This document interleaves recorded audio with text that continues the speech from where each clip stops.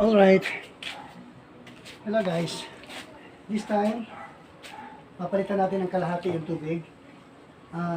Titignan ko kung kaya natin. Kasi, nung tinignan ko yung stock, nakastock ko na tubig, halos kalahati ang naubos. Wala na naman. So kalahati lang muna papalitan natin. Tomorrow na ang papalitan natin lahat. Nakikita niyo bakit ko sinasala? Kasi baka may masamang fingering.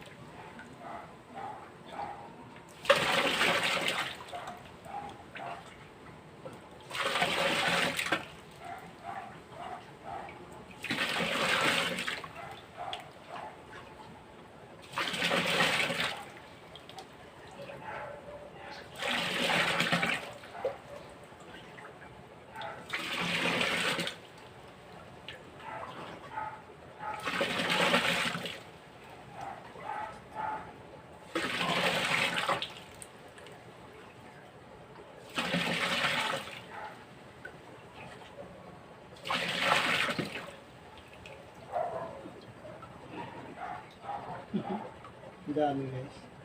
Medyo malalaki na talaga.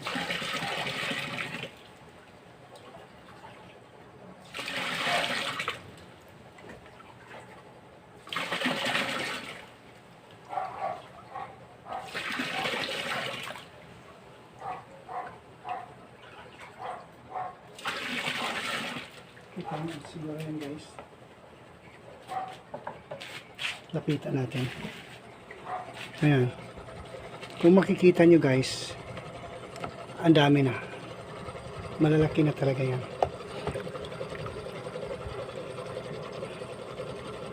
So, gagawin ko na lang ngayon, instead na ubusin ko lahat,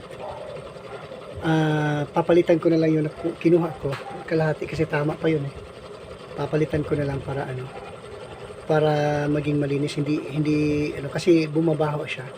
At nung binuksan ko yung kanina nakatiwangwang na waste niya. Nung binuksan ko kanina guys, siya, parang tawag dito. Siya yung bang may tumitigas na 4 parts o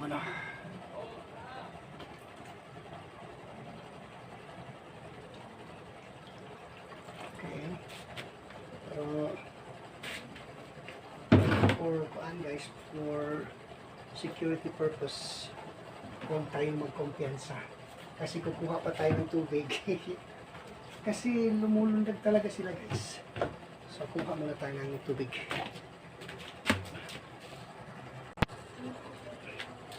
Alright guys,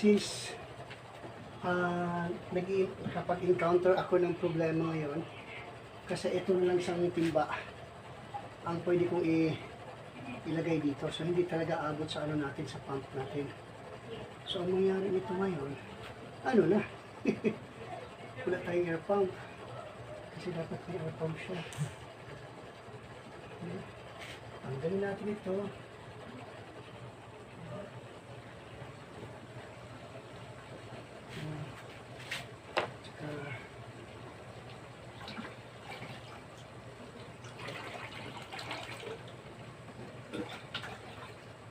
Bukas na lang natin dagdagan ulit ng yan, lesson guys, na kasi hindi lang tayo nakatira sa bahay, so lahat talaga ng kilos dapat bantayan. Hindi ko alam kung sino gumamit ng water, at nandito na yan, nakapag-umpisa na ako, so I have to be flexible. Mandadali yung natin yung air pump natin.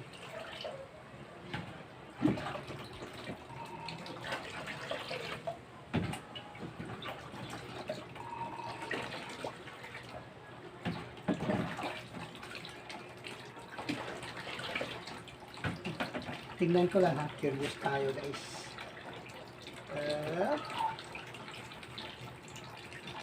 Talagang malalaki na guys oh. Ang lakas ng sumipa. May mga 5 inches to, yes 5 inches as, ano, sa tingin ko 5 inches. Malaki na talaga guys.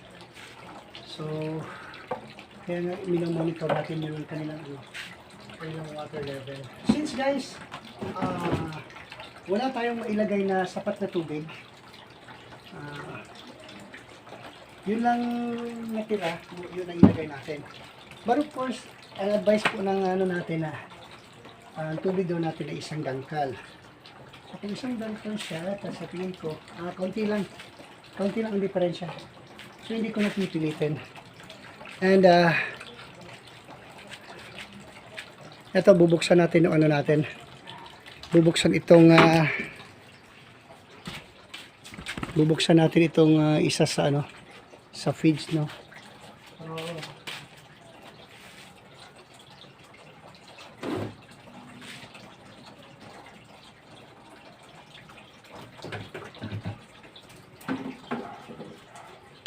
Yun nga. Yeah. Yun nga guys, isa ring tawag dito. So buksan natin ito.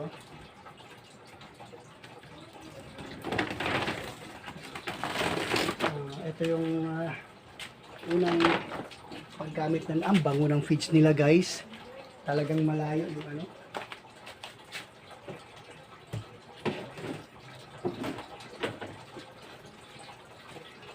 talagang malayo yung una. Yung commercial na natin. Ito parang parang amoy tuyo talaga. So kukuha tayo ng konti. At ang nakagandahan dito guys, konti lang. Look at the difference. Ito guys, ililipat natin. Yan. Para makita nyo talaga. Ililipat natin and compare the difference. Ito ipapakain natin ngayon guys ay hindi siya medyo. Napaka-fine. Maliliit sila guys. So sigurado ako makakakain pati yung pati yung mga maliliit. Tingnan natin guys. Kasi sa amoy pa lang guys, napaka na convincing. Tingnan natin kung saan.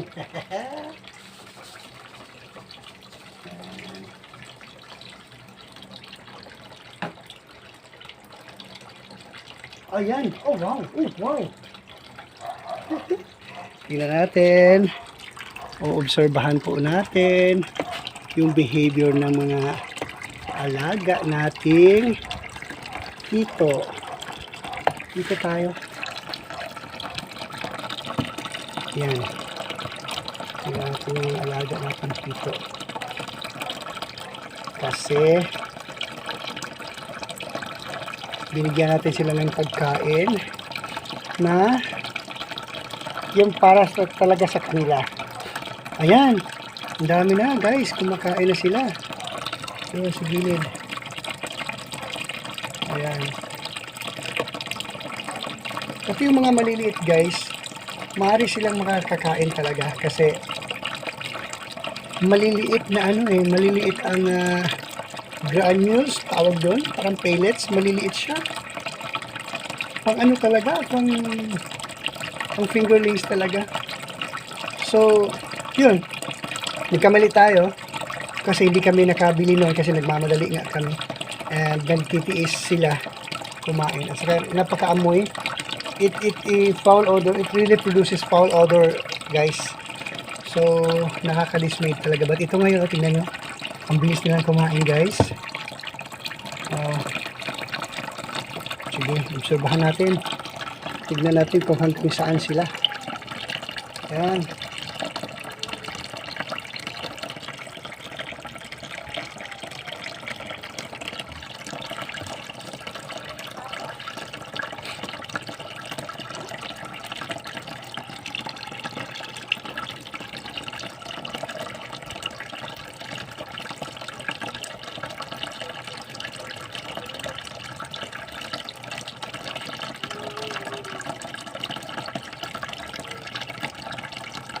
Ang bango guys, talaga. Sa totoo lang. Napakabango. Napakabango ng pagkain nila. Very attractive sa ano, yung pagkain nila. Parang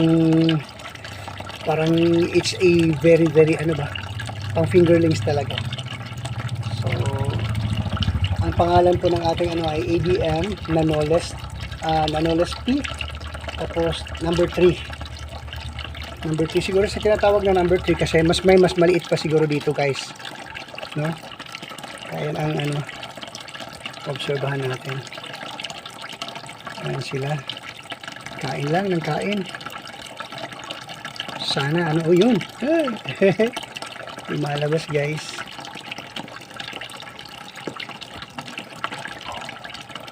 Mga 2 kutsara lang yung talaga nilagay natin. Isa nga lang sabi ni doktor eh. So bukas mag ano na tayo ng water para nakaano na. Kasi kawawa yung fingerlings natin na anong nangyari.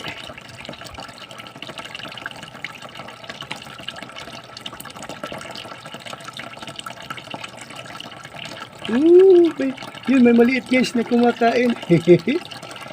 May maliit. Okay. It really, I'm touched talaga kasi napapakain na natin yung mga maliliit. Kasi alam ko yung mga maliliit, naghintay din lang yun ng tira-tira. Kasi malalaki talaga yung, imagine guys, papakita ko sa inyo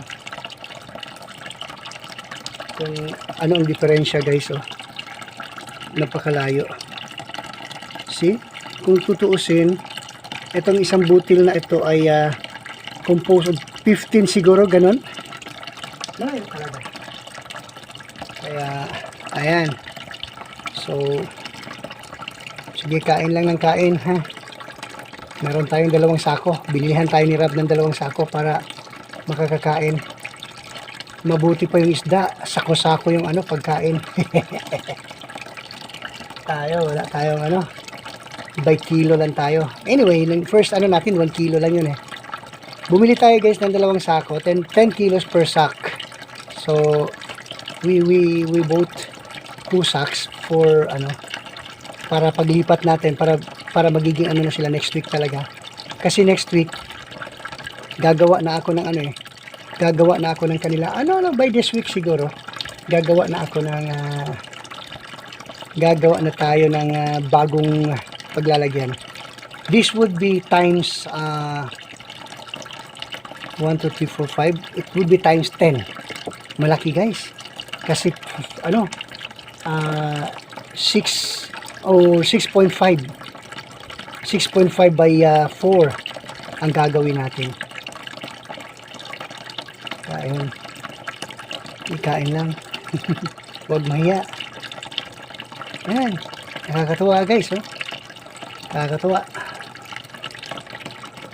Kain lang.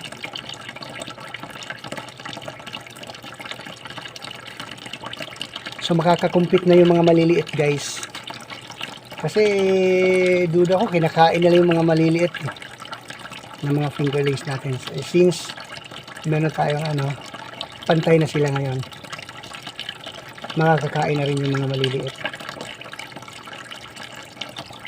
So tingin ko tama din lang yung tubig natin.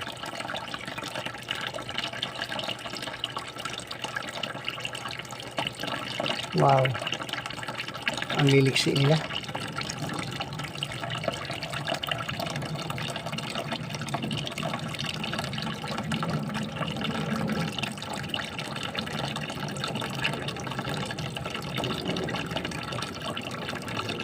Sarap, takam na takam yan. Galing pala talaga ito ng Vietnam, itong food na ito. So binili natin 10 kilo is 840 or 840. So sabi ni doktor sa atin 880, pero hindi pala. So 820 or 40. So anyway,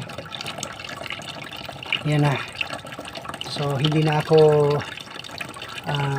mag-aalala kasi now they are eating feeds, which is the prescribed feeds sa ating mentor, si Dr. Domingo. Mag-asawa pala yan sila guys, no, mag-asawa. Sabi nung mga taga-community na ano natin dun sa may waiting shed, nung pauwi na tayo. Ano yan sir? Feeds. Sabi ko, feeds. Siya, saan ka pala nakatira? Sabi ko, nasa Agdaw ako. Nasa ano kami. Siya, ganun. Oo, yung backyard lang siya. Oh, okay. Tapos ito ganun. So, yeah.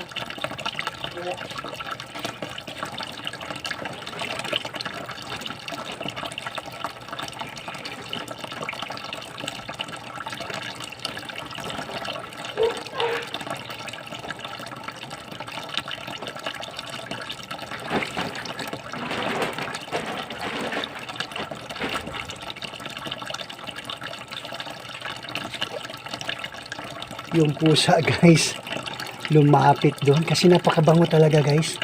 Parang ano siya, parang daing. Parang daing talaga guys. Napakabango. Dumidikit sa balat ko yung takam na takam yung mga yung mga, makikita ko guys, mga maliliit ang nagpapakita. O yun, mga maliliit, tuwang-tuwa yun na. Yun, mga maliliit. Time nyo na yan. Kain lang. Kasi 10 araw, mahigit 10 araw kayong kumakain ng malalaking O yun sila Congratulations ha. We made it. Nahawa nga ako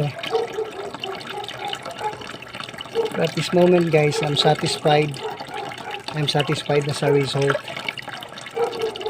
Galing. Kumakain na sila. Tomorrow totally papalitan ko yung tubig.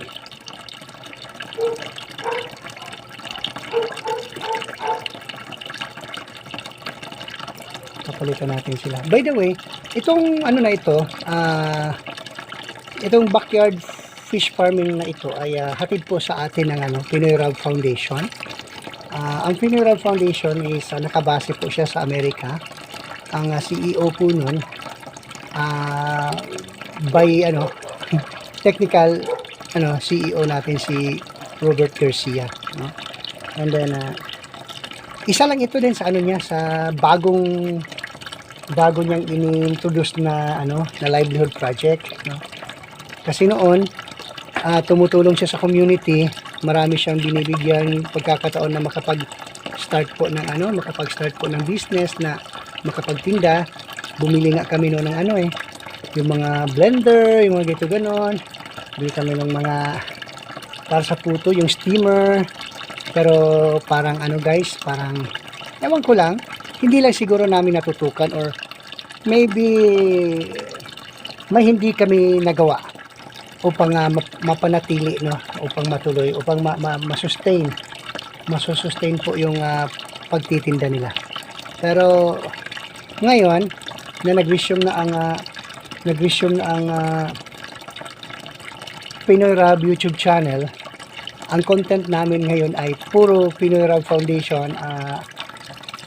Tinatawag ito na urban backyard farming or fish farming. So ako ang pinakaunang recipient dito guys. Anyway, experimental lang naman din ito. Kasi pag natutunan ko na ito, napalaki ko itong mga fingerlings na ito at naalagaan ko, mapadami ko, dadalhin ko ito sa Mati City, doon sa Lupang. Kasi we have almost half hectare na property yung wife ko. Doon namin gagawin ito doon. Kaya yun. So pag-aralan natin, wala namang mawawala guys, di ba? Try lang try. Try lang ng try. Ayan, napaka ang galing talaga ng mga nakakatuwa itong mga isda na to.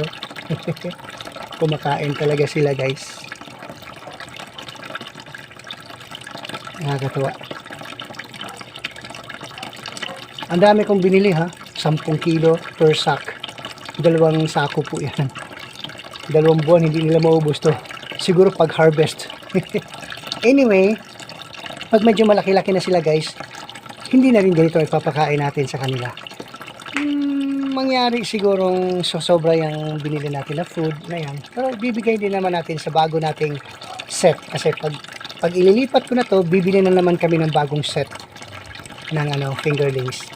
Kasi parang fattening, tama ba ako? Fattening na papalakihin, patatabain para ibenta, para kainin, para market purpose na siya.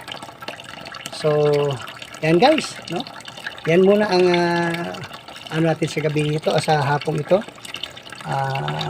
Lesson learned na hindi ko na malayan, wala pala akong tubig. Anyway, maganda na rin yan kasi yan lumalabas talaga ang mga hito guys. Ang lalaki na talaga ng iba. So, see you next episode.